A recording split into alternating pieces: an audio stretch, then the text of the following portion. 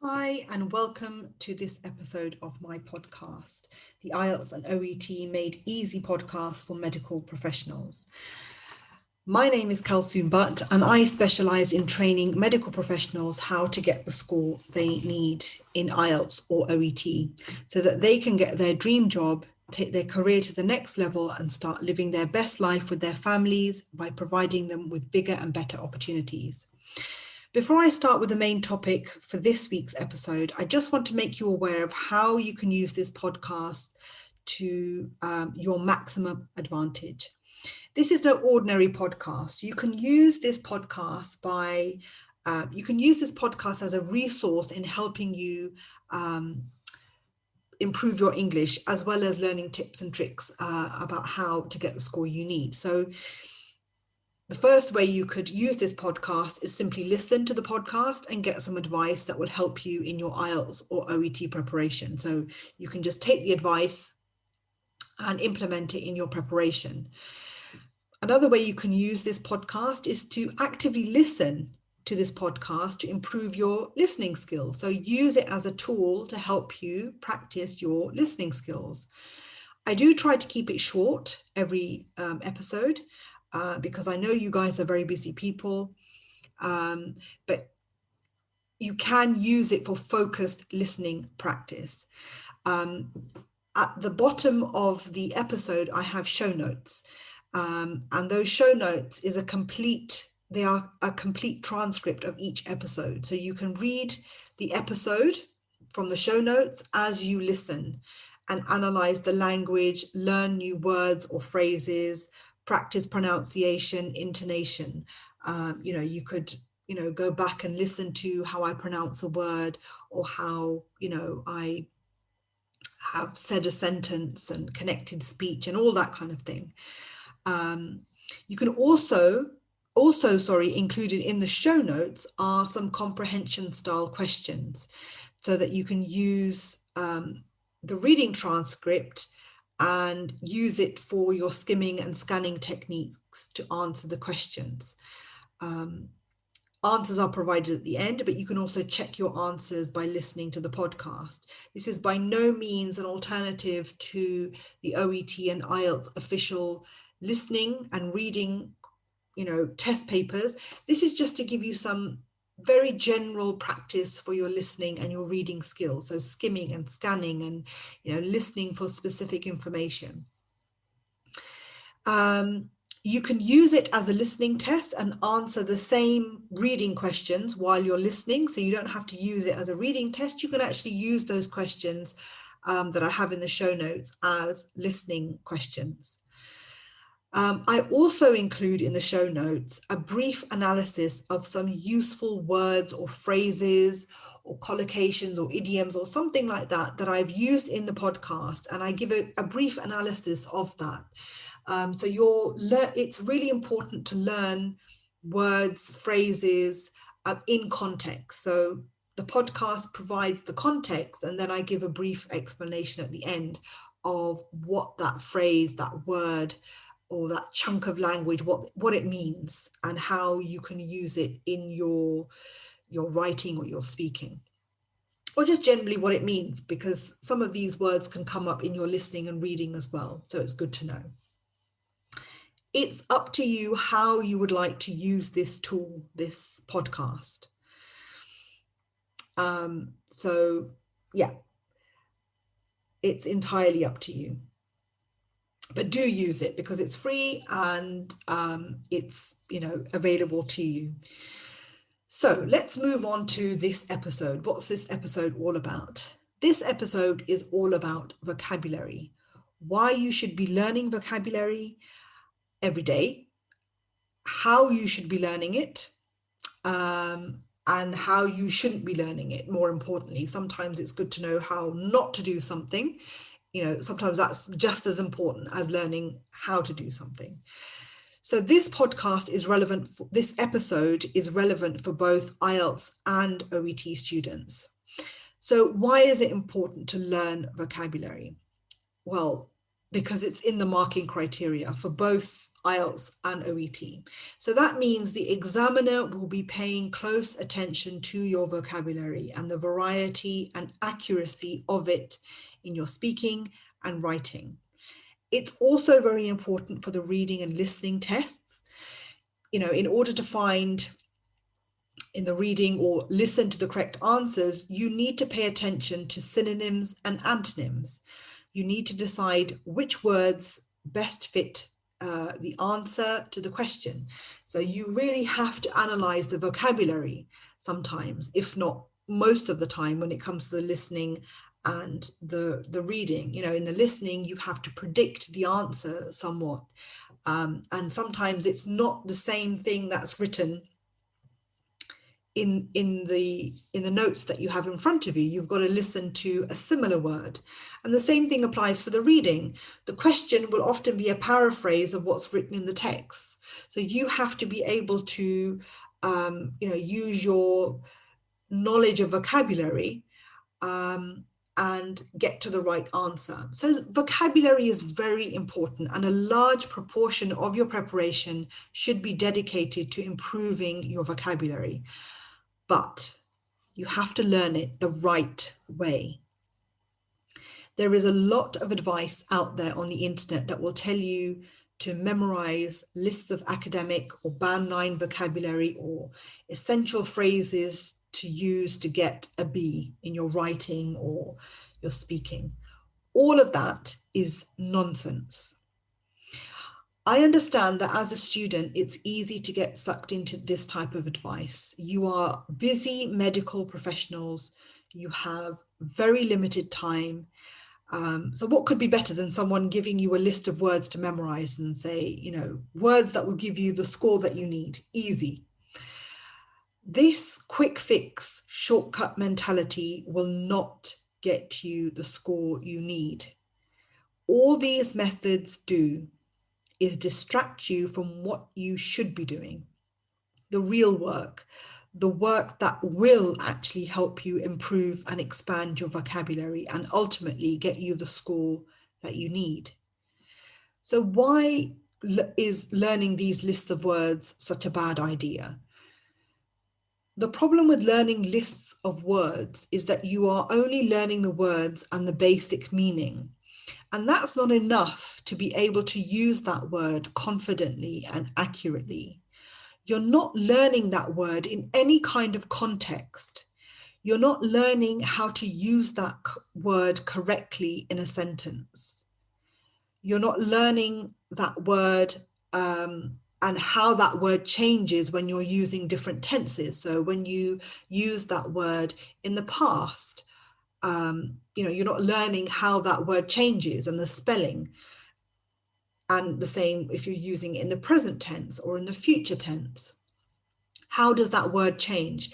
The spelling, the pronunciation, how does the grammar change around that sentence, around that word?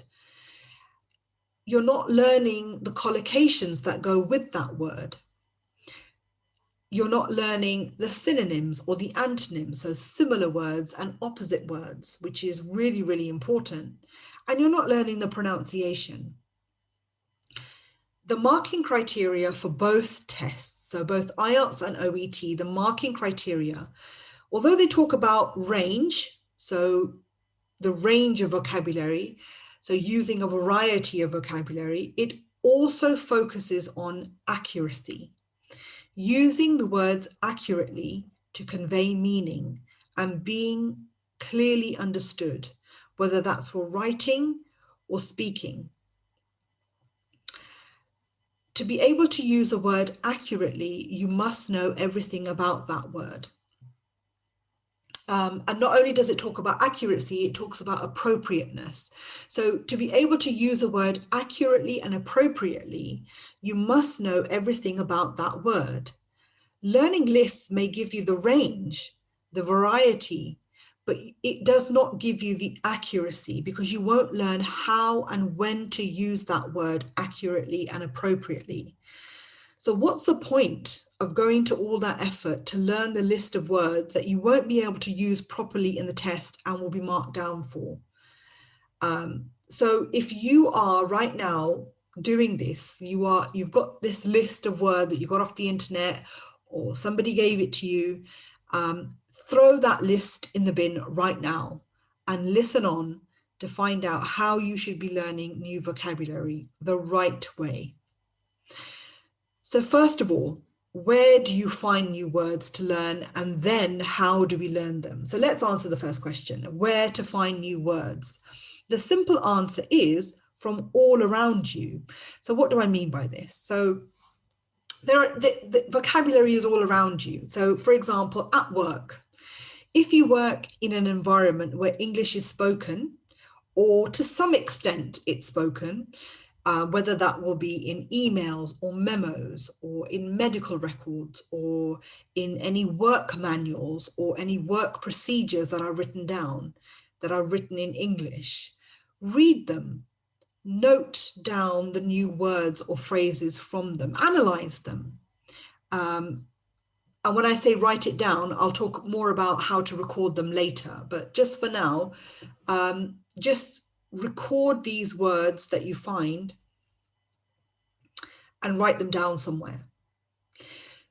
You can also actively look for new words in other free resources. So for example, the BBC website, bbc.co.uk, is brilliant for both IELTS and OET vocabulary. So just to touch on IELTS vocabulary, it's brilliant for IELTS vocabulary because the subject tabs at the top of the web page are all common topics that come up in the IELTS test. So technology, education, health, environment. You can read or listen to the articles, or both. You can read and listen to them, and make a note of new vocabulary, especially those topic-specific words, words that are only used for that topic. For example, in the topic of environment, words like greenhouse gases or carbon footprint. These are words that are specifically used when you're talking about environment. You wouldn't really use them anywhere else when you're talking about, I don't know, gardening or talking about your car or something like that.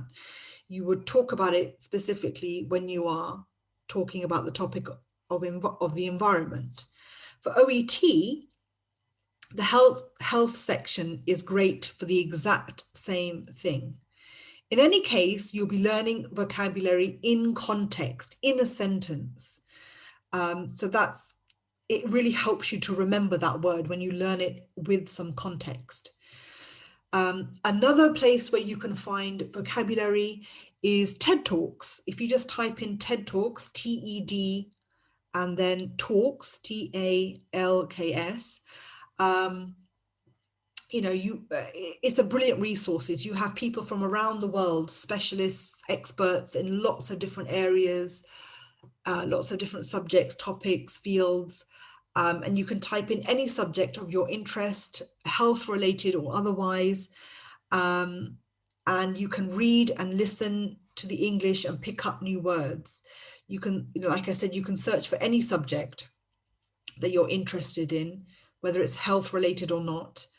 They have a really good transcript at the bottom that you can read and listen at the same time. And as you're reading, it actually highlights as you're going along when you're listening where you are in the transcript.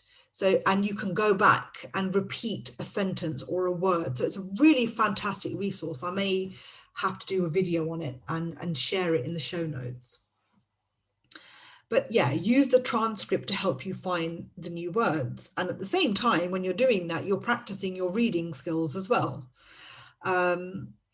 Use the transcripts from your reading and listening tests. So for both the IELTS and the OET, when you do your listening tests and the actual reading as well, look at the transcripts for the listening and go through the reading and texts and analyze the language. Pick up new words from the actual texts that you're reading, or from, if in case of the listening, the transcript. Pick up new words, phrases, or chunks of language, as well as the pronunciation.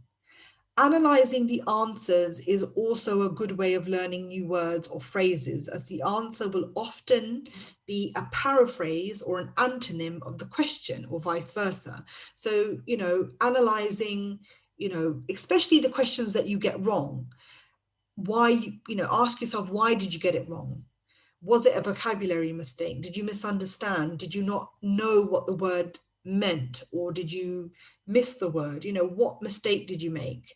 What new words come up that you can learn that will help you for next time? And of course, you can also use films, radio, books, newspapers, magazines, adverts that you see around you all the time. When you actively start looking for new words, you will find them everywhere. You just have to make the effort. And unfortunately, you have to make the effort, because this is something that you have to do as part of your preparation. So now you know where to look. What do you do with all these words, and how do you learn them? So the first thing you need to do is you need a method of recording these new words. It could be just a simple notebook that you keep with you all the time, where you can just quickly write them down. Or you could use your phone. You could use a voice note on your phone, or some other recording app on your phone, whatever suits your lifestyle and style of learning. Perhaps if you're, on the go, you're driving somewhere, or you're on the bus, or you're walking and you don't have your notebook, what you could do is record that word as a voice note on your phone so you don't forget it, and then later on you can transfer it to a notebook. But you have to make the effort. You have to make a conscious, committed effort that you are going to find new words. So writing it all down, recording it in one place, this helps to keep all the words in one place, so it's easy to access and review when you have a spare 5 minutes. So do it in a way that suits you. Record those words in a way that suits you. Create your own system of recording, but keep it simple. The more simple it is, the more likely you are to do it, and consistently do it. Make this a part of your DNNs. If you want to know what DNNs are, you need to go back and listen to episode 2. So once you've written it down in a book, or however you have chosen to record it, you need to learn that word by using a good English Learner's Dictionary, which you can access online. Oxford Learner's Dictionary is a really, really good one. I think Cambridge do one as well, but let's just take the Oxford Learner's Dictionary as an example. It will tell you everything you need to know about that word when you type it in. You can either buy it or just access it online for free. You need to record down all the information about that word. So what do I mean about all the information? So the meaning of that word, any synonyms of that word, so similar words. So if you had to replace that word with something, what word would it be? Antonyms, which are the opposite to the word. Collocation, so words that go with that word in a sentence. The pronunciation, and this is a good thing, if you access the dictionary online, you can actually click on the word. I think it has a little speaker picture. And if you click on it, it will actually say the word, and you can practice the pronunciation. And it shows you phonetically as well how to pronounce the word, if you're familiar with that. You can write that down as well. You can also write down how that word changes with different tenses. So how is that word used in the past, in the present, in the future? What is the spelling? How does the spelling change? How does the grammar change in a sentence? You can also write down example sentences. That's why it's so good to actually, learn words from a listening or a reading, because you're learning that word in a context, in a sentence. So you know how to use that word in a sentence. And of course, the spelling. The spelling is really, really important. If you spell the word wrong in, even in the reading or the listening, the writing, you will be marked down. Aim to learn about 5 words a day, no more than that, because you'll find it difficult to remember, and it'll be quite a lot. If you do 5 a day over 6 days, that's about 30 words or phrases in a week. So that's quite a lot of words. And on the 7th day, do a review those words, and just revise them, go over them, and do this regularly so you don't forget them. So it's not just about writing them down and never looking at them again. You have to go over them again and again and again and again. So this could be part of your DNN, before you go to bed, or while you're getting ready for work, or something like that. You could use that time to have your notebook or whatever it is in front of you and just go over 5 words that you did yesterday, or something like that. You could get someone to test you. Write out your words for the week and then test to see if you remember them. You could get somebody else to test you, or you could just test yourself. Just write down the words and test yourself to see how much you remember. Do you remember the meaning, the antonym, the synonyms, the spelling? Can you write an example sentence? What are the collocations, and so on? So you can use somebody else to help you, or you could just do it yourself. Try to be creative when it comes to learning them. When it comes to, let's face it, it's not the most fun thing to do, but it has to be done. So why not make it interesting? You could use spider diagrams. If you're not familiar with these, take a look in the show notes. I have a link to a video where I show you how you can use spider diagrams to help you learn vocabulary, and generally just how you should be learning vocabulary. So take a look at that extra video there. There's a few examples of how you can learn vocabulary visually. It's a really good visual way of learning vocabulary, especially if you're a visual learner. So basically, it's just where you write a word you need to learn in the middle of the page, and you write everything you need to know about that word around it. You can also include topic-related words and things like that. And it's a great way to learn new words, as it's easier to look at and learn than just a list of words. And it's great if you're, like I said, more of a visual learner. So using these methods, you are expanding your vocabulary in an authentic way, in context, with meaning, with accuracy and appropriateness. And remember, the marking criteria for both IELTS and OET talk about accuracy and appropriateness. If you don't know how to use a word accurately and appropriately, then do not use it. You have no business using that word. It's better to repeat the same words and keep your language simple in the test than try to be adventurous with your vocabulary and you get it all horribly wrong. So I have a challenge for you. I want you to try and do this for at least 2 weeks. So learn 5 words every day. Actively look for the words and actively look for 5 words every single day for 2 weeks. If you could do more, maybe even for a month, that's great. Challenge yourself. Commit yourself to it. Remember, you'll never improve in any aspect, whether it's OET or IELTS or just generally in your life, until you push yourself outside of your comfort zone. That's where the real learning happens. See how many words you learn and how well you can use them. Actually try and use the words you learn in conversations, in your writing, in the mock tests that you do, and see how you go. You'll be amazed how much your vocabulary expands.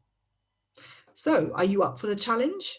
Just give it a go, really commit to it, and let me know how it goes. As always, you can always email me at englishwithitutor@gmail.com. It's also in the show notes. And make sure you look at the show notes and use them to your advantage, as well as the video about vocabulary as well. I hope you found this podcast really helpful. I'd love to have some feedback from you. If you have any questions, what did you think about this episode or the other episodes? If you have any suggestions for future episodes, I would love to hear from you. And yeah, make sure you subscribe and follow and share it with other people who you think may benefit. And I will see you in the next episode. Take care and keep going with your preparation.